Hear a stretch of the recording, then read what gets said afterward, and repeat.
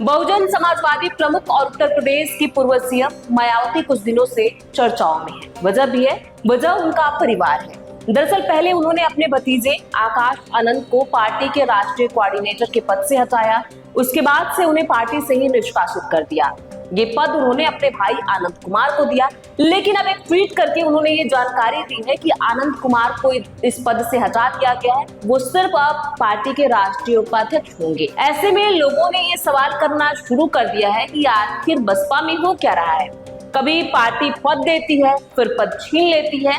साथ में ये भी सवाल हो रहा है कि मायावती को भाई से तो इतना प्यार है, भतीजे से क्यों नाराजगी है, भतीजे को इतनी खरी खोटी क्यों सुना रही है। दरअसल खरी खोटी सुनाने की बात आ रही है उनके ट्वीट से। जिस तरीके से दो ट्वीट उन्होंने किए हैं और उन दोनों ट्वीट्स का कंपेयर किया जा रहा है। पहला ट्वीट जो उन्होंने अपने भतीजे को लेकर किया था जब उन्हें निष्कासित करने का ऐलान किया था। दूसरा ट्वीट जो मायावती ने आज किया है अपने भाई के लिए, और बड़े ही प्रेम और दयालुता से ये ट्वीट किया गया है। आपको दोनों ट्वीट्स के बारे में बताएंगे, लेकिन आपको ये भी बता दें कि लोगों का ये भी मानना है कि जिस भाई पे वो इतना विश्वास कर रही हैं, जिस भाई को लेकर वो इतना प्यार दिखा रही है, वो किसी विभीषण से कम नहीं है।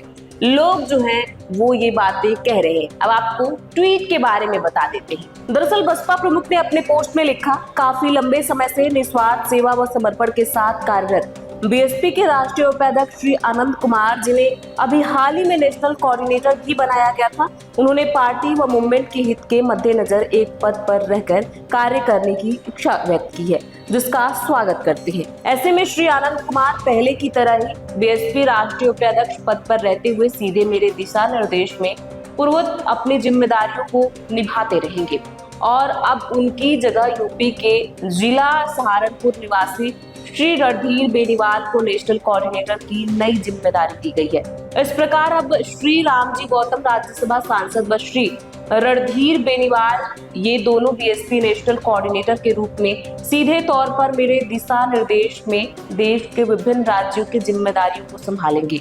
पार्टी को उम्मीद है कि ये लोग पूरी ईमानदारी व निष्ठा के साथ कार्य करेंगे। तो आपने देखा कैसे मायावती अपने भाई की तारीफों की पुल बांधती नजर आ रही हैं। उनका कहना है कि राष्ट्रीय कोऑर्डिनेटर का पद तो उन्हें दिया गया था, लेकिन उन्होंने अपनी जिम्मेदारी समझी और ये समझा कि पार्टी के हित में वो सिर्फ उपाध्यक्ष की पद ही ले सकते हैं।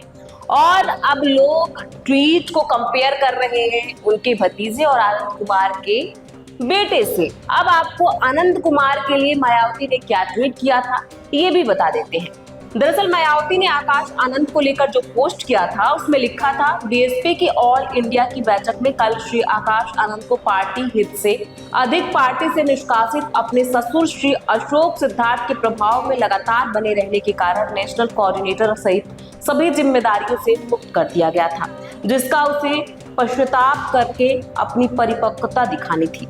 लेकिन इसके विपरीत श्री आकाश ने जो अपनी लंबी चौड़ी प्रतिक्रिया दी है वह उसके पछतावे व राजनीतिक मैच्योरिटी का नहीं, बल्कि उसके ससुर के ही प्रभाव वाला ज्यादातर स्वार्थी, अहंकारी व गैर मिशनरी है, जिससे बचने की सलाह मैं पार्टी के ऐसे सभी लोगों को देने के साथ दंडित भी करती रही हूँ।